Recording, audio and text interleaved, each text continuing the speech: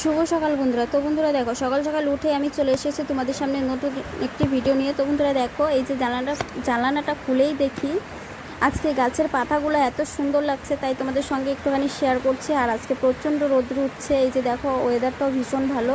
আর গাছের পাতাগুলো দেখো এত সুন্দর লাগছে, যেদিকে তাকাই সব দিকে শুধু সবুজ আর সবুজ। আর আমার যা সকাল সকাল উঠে এই যে পুচকি জামা কাপড় কাঁথাগুলো ধুয়ে আমাদের জানালার এদিকে মেলে দিয়েছে। আর এই যে দেখো নিচটা কত ঝকঝকে ঝকঝকে লাগছে। তো যাই হোক, এই যে চলে এসেছি এখন আমি রান্নাঘরে। মানে রান্নাঘর আর বড় ঘর আমার একটাই। তো যাই হোক, রান্নাঘর থাকার ঘর একটাই, এই ঘরে আমি থাকি, এই ঘরেই রান্না করি। তো সকাল সকাল আমি করেছিলাম সিদ্ধ ভাত তো খেয়ে দিয়ে আমার বর্মশাই চলে গেছে কাজে। এখন আমি রান্না করছি দুপুরের জন্য। তো ফোন করে বললো যে আমি তো বাড়িতে আসবো দুপুরবেলা, তুমি হচ্ছে কিছু একটা রান্না করো। তার জন্য আমি রান্না করতে এই যে লেগে পড়েছি। আর আমার বর্মশাই আমাকে বাজার এনে দিয়ে গেছে। কি বাজার এনে দিয়ে গেছে সেটা তোমাদেরকে হয়তো দেখাইনি, কারণ আজকে রোদ্র উঠেছে, মানে প্রচণ্ড হচ্ছে কাজের চাপ।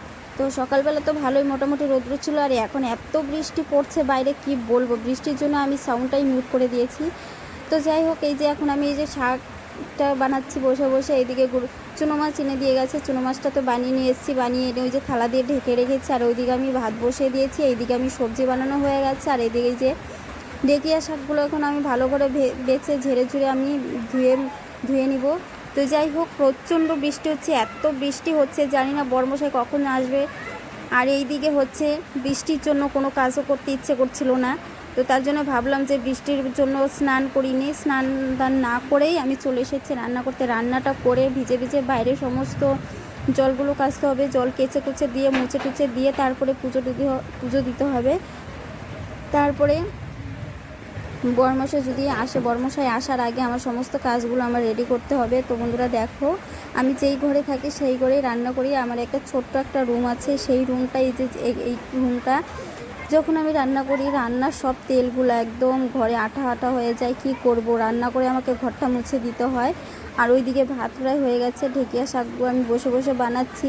ভেবেছিলাম আজকে ভিডিও করব না, কিন্তু ভিডিও না করলেও আর ভালো লাগছিল না। ভাবলাম যে একটুখানি শেয়ার করি আমি আজকে কি করছি বসে বসে, সেটাই তোমাদের সঙ্গে শেয়ার করলাম। আর বাইরে যে কাজগুলো করেছি আজকে কোনো কিছুই শেয়ার করতে পারিনি। শ্বশুরমশাই আছে বাড়িতে, তার জন্য ক্যামেরাটা আমি সেট করতে পারিনি। শ্বশুরমশাই থাকলে উনি ভীষণ ভীষণ রাগী, তোমরা তো সকলেই জানো। তার জন্য আমি ভিডিও করতে পারি না, খুবই দুঃখিত এর জন্য। তো আর কি করব, এই যে ঢেকিয়া শাক অর্ধেকটা ভাবলাম রেখে দিব, কালকে খাবো। আর এই ঢেকিয়া শাক তো আমার বড়মশাই খায় না, আমি একাই খাই। এতগুলো শাক আমি খেতে পারবো না। কিন্তু ভাবছি শাকগুলো তো রেখে দিচ্ছি, নষ্ট হয়ে যাবে কিনা সেটাই ভাবছি। শাকগুলো নষ্ট হয়ে গেলে তো মানে টাকাটাই বেকার যাবে। তো যাই হোক, এই যে সবজি বানানো হয়ে গেছে। চুনো মাছ তো কেটে ধুয়ে আমি এদিকে নুন টুন মাখিয়ে দিয়েছি। আর ডেকে শাকগুলো আমার করা হয়ে গেল।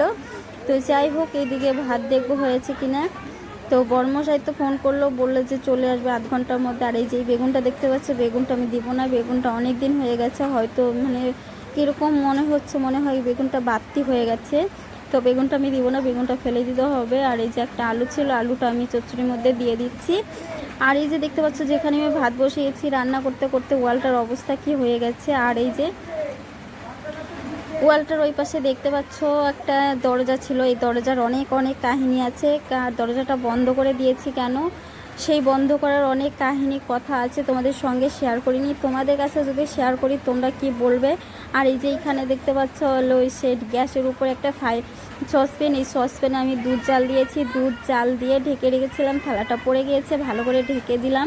কারণ এই ওই যে দরজাটা দেখতে পাচ্ছ, ওইদিকে দরজাটা যে ছিল প্লাস্টার করা হয়েছে, ওই প্লাস্টার করার হচ্ছে সেটা ওইদিকে বালু পড়ে, ঝিরিঝিরি বালু পড়ে, তার জন্য খুবই অসুবিধা হয় বলে হচ্ছে কি করি বলে তো, গ্যাসটা এইদিকে সামনের দিকে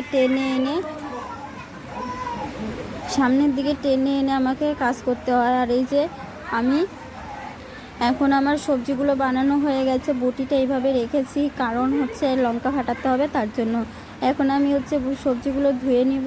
ভাবছি আগে ভাতটা উপর করবো নাকি সবজিগুলো হচ্ছে ধুয়ে নিব।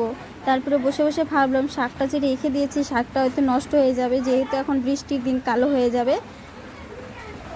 তার জন্য আমি পুরোটাই শাক আমি এই যে বানিয়ে নিচ্ছি, রান্না করতে হবে পুরোটাই শাক। আর আমার বর্মশাই তো এই শাক একদমই খায় না, আর আমার তো ভীষণ ভীষণ ভালো লাগে শাকটা খেতে। তো যাই হোক, রান্না করছি আর তোমাদের সঙ্গে গল্প করছি, আর কি করব বলো। যেহেতু শ্বশুরমশাই আছে, বাইরের কোনো কাজ আমি তোমাদের সঙ্গে শেয়ার করতে পারছি না। আমার কপালটাই এতটাই খারাপ জানো, আমি না মানে যে কোনো একটা ভালো কাজ করতে যাই, সব ভালো কাজের মধ্যে বাধা দিবে আমার শ্বশুরমশাই। সত্যি কথা কেন জানি না, উনি ভালো কোনো কাজ মানে ভালো কোনো কাজ করতে গেলে উনি পছন্দ করে না, কেন জানি না। আমি একটা মেশিন কিনেছিলাম, সেলাই মেশিন, সেই মেশিনটা কিনেছি, পরেও আমার সঙ্গে অনেক কিছু হয়ে গেছে, যেগুলো তোমাদের সঙ্গে আমি শেয়ার করতে পারিনি। তোমরা যদি দেখতে পারতে তাহলে বুঝতে পারতে। তারপরে হচ্ছে আমি সুপারি কাটতাম জাতি দিয়ে, সেই জাতির শব্দে নাকি ওনার ঘুম হয় না, সেই কাজটাও আমি ছেড়ে দিলাম। মেশিনের কাজটাও ধরেছিলাম, ব্যাগ সেলাই করতাম, সেটাও ছেড়ে দিলাম। ব্যাগ সেলাই করতে গেলে শব্দ হয়, সেই শব্দে নাকি ঘুম হয় না। কি বলবো বন্ধুরা, জানো আমার না দুঃখের জায়গা নেই। অভাবে সংসারে ভাবি কিছু কাজ করে কিছু টাকা জমাবো, কিন্তু সেই ব্যবস্থাটার হচ্ছে না। যাই হোক, শখ করে একটা চ্যানেল খুলেছিলাম, আশা করে ভেবেছিলাম আমার জীবনের কাহিনী, জীবনের ইতিহাসটা আমি এখানে তুলে ধরে রাখবো, আমার জীবনে কি কি হয় সেটাই আমি তুলে ধরে রাখবো। শখ করে চ্যানেলটা খুলেছি আশা করে যেন আমার সব স্মৃতিগুলো এখানে থেকে যায়, কিন্তু সেই স্মৃতিগুলো রাখতে আমি পারি না। কিছু কিছু সময়ে যখন বাইরে শ্বশুরমশাই থাকে, তখন আমি কোনো কিছুই আমি শেয়ার করতে পারি না। কি করব, এইভাবে আমার দিন চলছে, সময় যাচ্ছে, কি বলবো, কিচ্ছু বলার নেই। আমার জীবনে এতটাই দুঃখ কষ্ট লুকিয়ে আছে, না পারি আমার মা বাবাকে বলতে, না পারি আমার বড়মশাইকে বলতে। একমাত্র আমার বুকে আমি চাপা দিয়ে বয়ে বয়ে যাচ্ছি এই দুঃখ কষ্ট। আমার মতো দুঃখ কষ্ট হয়তো আছে, অনেকেরই আছে, কিন্তু আমার দুঃখটা একদমই আলাদা। সবার দুঃখ সবার মতো, আর আমার দুঃখ একদমই আলাদা। তো জানি না, আমার এই দুঃখ মানে সংসারে যে দুঃখটা, সেই দুঃখটা আমি মানে সইতে পারি, কিন্তু অন্যরকম যে একটা মানসিক যে দুঃখ আছে, মানে বেদনা আছে, সেই বেদনাটা আর সইতে পারছি না। মানে কি বলবো, বর্মশাইকে বললে ওর হচ্ছে টেনশন হয়, তাই বাড়িতেও বলি না। বাড়িতে বললেও মা বাবা টেনশন করবে, বলবে যে আমার মেয়েটা খুব দুঃখে কষ্টে আছে, কি করব। তাই আমি সেই কিছু ভেবেই চ্যানেলটা খুলেছিলাম, ভেবেছিলাম আমার দুঃখ কষ্ট আমি এখানে শেয়ার করে রাখবো। আর এইখানে এমন কথা বলা যায় না যে সমস্ত দুঃখের কথা এখানে আমি বলতে পারবো না। আর এই যে আমি পেঁয়াজ কাটছি, পেঁয়াজ কাটতে কাটতে হচ্ছে আমার জানি না পেঁয়াজ কাটলে কেন জানি না চোখে জল চলে